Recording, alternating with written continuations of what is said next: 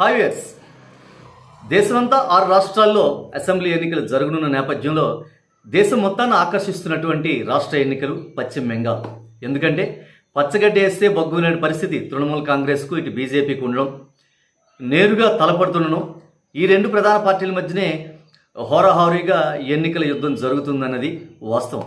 ఈ క్రమంలో తృణమూల్ కాంగ్రెస్ అధినేత్రి, పశ్చిమ బెంగాల్ రెండవసారి సీఎంగా కొనసాగినటువంటి మమతా బెనర్జీ పోటీ చేస్తున్నటువంటి నందిగ్రామ్ నియోజకవర్గంలో పరిస్థితి ఎలా ఉందో తెలుసుకునే ప్రయత్నం చేద్దాం. నందిగ్రామ్ ఇంతవరకు అక్కడ ఎవరైతే ఆమెకు కుడిభుజంగా ఉన్నటువంటి సువేంద్ అధికారి ఎన్నికలకు ముందే బీజేపీలో చేరారు. ఇప్పుడు నందిగ్రామ్ నుంచి ఆయనే పోటీ చేస్తున్నాడు. గతంలో ఆ నియోజకవర్గం నుంచి ఆయన ప్రాతినిధ్యం వహించినటువంటి పరిస్థితి. నందిగ్రామ్ 1950 నుంచి 2007 వరకు అది వామపక్షాలు అంటే కమ్యూనిస్టులు మాత్రమే అక్కడ ఉండేవారు. అయితే ఆ వాళ్ళ తాలూకా ఎమ్మెల్యేలు అక్కడ గెలుపొందిన పరిస్థితి, అంత పటిష్టంగా ఉండేవారు. ఎప్పుడైతే 15 ఏళ్ల కిందట అక్కడ ఒక కెమికల్ ఫ్యాక్టరీ ఏర్పాటు చేద్దామని వామపక్షాలు ప్రతిపాదించినప్పుడు, అక్కడ ఒక ప్రజా ఉద్యమం వచ్చినప్పుడు, ఆ ప్రజా ఉద్యమానికి తృణమూల్ కాంగ్రెస్ అధినేత్రి మమతా బెనర్జీ నాయకత్వం వచ్చిన సందర్భంలో ఎప్పుడైతే ఇంకా అక్కడ వామపక్షాలు బలహీనపడి అక్కడ తృణమూల్ కాంగ్రెసే గత 2 దఫాలు అక్కడ తృణమూల్ కాంగ్రెసే గెలిచినటువంటి పరిస్థితి ఏర్పడింది.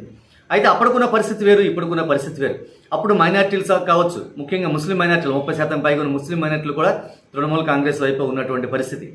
అయితే ప్రస్తుత పరిస్థితుల్లో నందిగ్రామ్కి మమతా బెనర్జీ ఒక ఇతర నియోజకవర్గం వచ్చిన వ్యక్తి కాగా, అదే నియోజకవర్గంలో ఉన్నటువంటి వ్యక్తి సువేంద్ అధికారి, గతంలో తృణమూల్ కాంగ్రెస్ తరఫున ఉన్నటువంటి వ్యక్తి, ఇప్పుడు బీజేపీ అభ్యర్థి.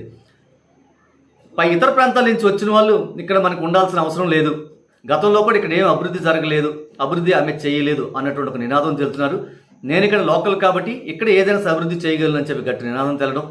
మమతా బెనర్జీ గట్టిగా తాను ఇది చేస్తాను, గతంలో ఇది చేశానని చెప్పుకునే పరిస్థితి లేకపోవడం.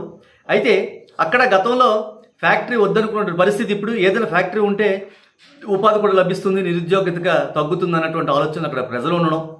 ఒకప్పుడు ఉన్నటువంటి ప్రజల అభిప్రాయానికి ఇప్పుడు అభిప్రాయానికి తేడా ఉండడం. ఒకప్పుడు తృణమూల్ కాంగ్రెస్కి మైనారిటీ ఓట్లు ఎక్కువగా పడినటువంటి పరిస్థితుల్లో ఇప్పుడు అక్కడ నేషనల్ సెక్యూరిటీ పార్టీ తరఫున అక్కడ ముస్లింలు ప్రత్యేకంగా ఒక సిద్ధికైన వ్యక్తి స్థాపించినటువంటి పార్టీకి అటు కాంగ్రెస్, నెక్స్ట్ అటు కమ్యూనిస్టులు ఒక కూటమిగా ఏర్పడినటువంటి పరిస్థితి. ఆ కూటమి నుంచి సిపిఎం అభ్యర్థి ఒక ముఖర్జీ అని ఒక మహిళ పోటీ చేస్తున్నటువంటి పరిస్థితుల్లో ఏవైతే ముస్లిం మైనారిటీ ఓట్లు ఉన్నాయో గంపగుత్తుగా వామపక్షాలకు వెళ్ళే అవకాశం ఉంటుంది. కాబట్టి ఖచ్చితంగా ఏదైనా సరే అంత ఈజీగా గెలిచేటువంటి పరిస్థితి మమతా బెనర్జీకి నందిగ్రామ్లో లేదు. ఎందుకంటే గత ఎన్నికల్లో ఎప్పుడు జరిగినా సరే తృణమూల్ కాంగ్రెస్ గెలిచిన 2వ స్థానంలో బీజేపీ గెలిచినటువంటి పరిస్థితి. ఎప్పుడైతే ఆ బీజేపీ 2వ స్థానంలో ఉండిందో, మొదటి స్థానం తృణమూల్ కాంగ్రెస్ ఉందో, అక్కడ నాయకత్వం వహించినటువంటి వ్యక్తి ఎవరైతే సువేంద్ అధికారి ఉన్నారో ఇప్పుడు అతను బీజేపీలో ఉన్నాడు. ఈ రెండు సానుకూల అంశాలు బీజేపీకి. కాబట్టి ఖచ్చితంగా బీజేపీ అవకాశాలు ఎక్కువగా ఉన్నాయని అక్కడ రాజకీయ పక్షాలు భావిస్తున్నటువంటి తరుణంలో మమతా బెనర్జీ అంత తేలిగ్గా వదిలేసే పరిస్థితి అయితే అక్కడ లేదు. అయినా సరే ఆమె గెలుపు మాత్రం అంత సులువు కాదని రాజకీయ విశ్లేషకులు చెప్తున్నటువంటి మాట. This is Chiranjeevi signing off. Hello అండి, నేను శ్రీ సింహ.